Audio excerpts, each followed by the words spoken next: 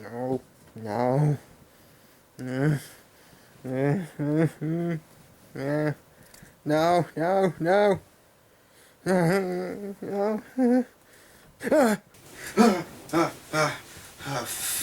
God. Damn it. I can't sleep.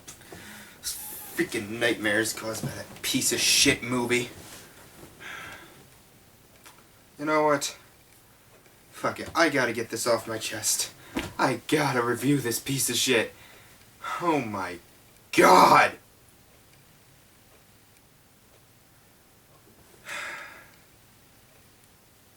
Hello and welcome back to NDTV. Now my original plan was to do a review of Tentacolino, or as some of you may know it, the sequel to the other animated Titanic movie that the Nostalgia Critic reviewed and said he would never do a review on. However, I think reviewers like the cartoon hero, Mysterious Mr. Enter, and Bob Show, sorry if I'm mispronouncing that, pretty much nailed everything wrong with that in incredibly funny ways. Same goes for FoodFight, which I also wanted to do, but since both the Nostalgia Critic and JonTron have both done it as well as some other reviewers like the Media Hunter and RuneScape Music Man 2, which have gone over pretty much every reason that movie is a train wreck. Well, except for Polar Penguin. None of their reviews quite convey how awful this thing is. If you're ever in frozen foods with the dog detective, you've got a friend.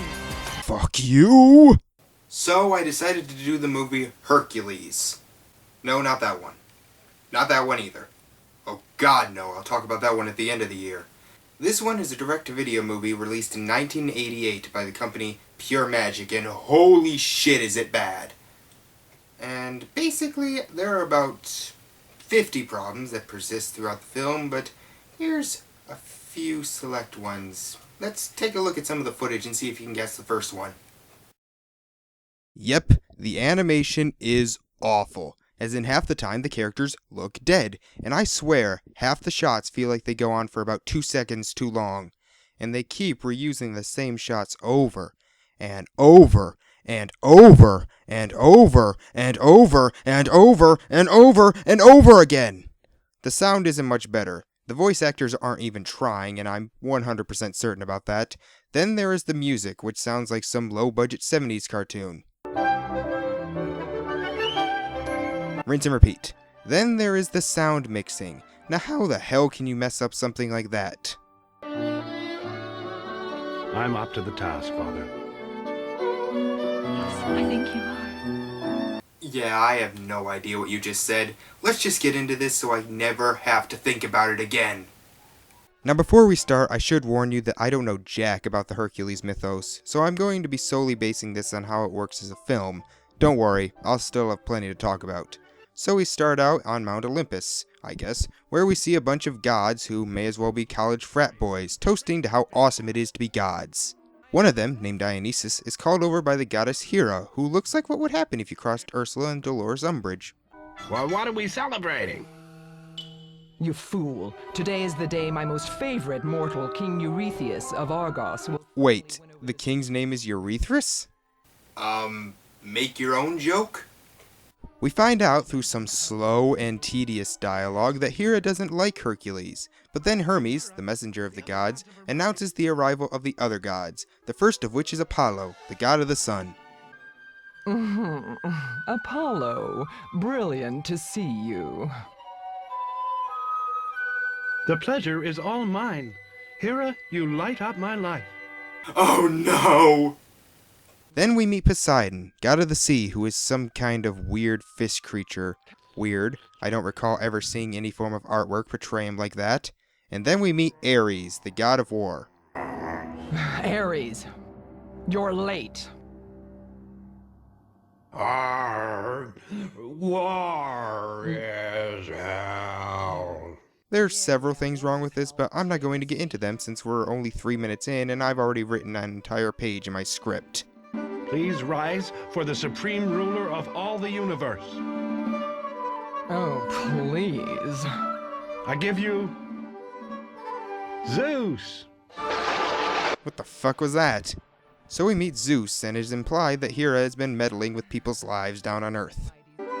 And someday, I will have power over you as well. Someday, that throne will be mine. You know, it was getting old seeing villains in animated movies who were subtle about their evil intentions. We need more villains saying their evil plans out loud. They decide to sit down and we get a white dissolve down to Earth. That happens every time they transition to a new place, by the way. We enter the Colosseum where, wow, this is bad. And here we meet Hercules. Him and his friend Iolaith enter the ring before they are announced because, as the film likes to tell you a lot, Hercules is a bit of a dick. He is here to compete in several athletic competitions and oh dear God.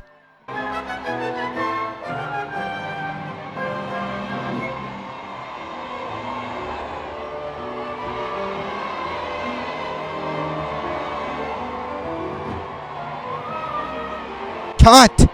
Okay, long story short, he wins every competition and each one of them have long, repetitive scenes that drag on and on and on and on and on. We cut back to Mount Olympus where Hera is getting very angry. I'm so sick of Hercules. How can anyone compete? Well, like I said, I don't know anything about the Hercules mythos, but can't the king just ban Hercules from competing? I mean, it's not really a competition if the same guy wins every time. We also learned that the reason Zeus put Hercules on Earth was because if Hercules won every competition, then it would stop Hera from getting the real power. I don't know how the hell having some guy win a bunch of sports games keeps Zeus in control, but then again, I'm not an expert on ancient Greek culture. Hercules is a chip off the old marble block. Ah! Zeus is quite proud of his son and decides to do what every parent does when their child wins at sports. Drink heavily. So he sends Dionysus to the basement to get more nectar, but he grabs the poison by mistake. I don't have anything to say to that. That plot point is so poorly handled that I lack the talent to make fun of it. Back on Earth, after some animation repeats, Hercules is about to go and get an award when he suddenly notices someone.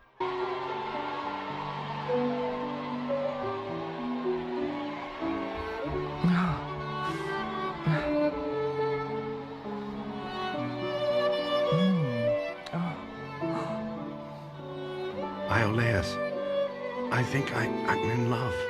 Yep, unlike Disney films where the characters at least will share a few conversations together, Hercules falls in love with this woman after seeing her for the first time and before she even talks to him. Will you marry me? What? Will you marry me? Perhaps you haven't heard, Hercules. She's going to marry me.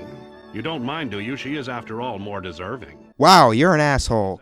No, think about this. Excusing the fact that Eurystheus is revealed to be a dick later on, Hercules is basically trying to steal someone else's fiancée and he barely knows her. And not only that, but he wants the wedding to happen tomorrow. Give me one good reason.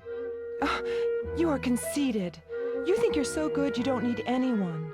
You are obtuse and impulsive, and you are vain, rude, and insensitive. There you go. That's one of the main problems with the movie. Is this going to be one of those films that is unreviewable because the movie does a good enough job picking out its own problems? And then, straight the fuck out of nowhere, the woman, named Dianara, decides to dump King Eurystheus as well. I don't know where this sudden burst of feminism came from, and I don't know why Eurystheus can't just force her to marry him, but I really don't care. Back on Olympus, Zeus drinks the poison which turns out to be nectar made for Hades, ruler of the underworld, which apparently causes him to fall into a coma. Hera asks what would happen if a mortal were to drink that nectar, and Dionysus says it will cause them to go mad. Later that night, King Eurystheus asks Hera to help him with his love life. Behold. Look into my tits and I will show you your future. I've got a wild idea, Deianira. Let's get rid of Eurystheus. Then you and I can become king and queen. Oh no, the future's going to be filled with bad exposition dumps. Why, Hera? Why? Quiet, Eurystheus. There is another way.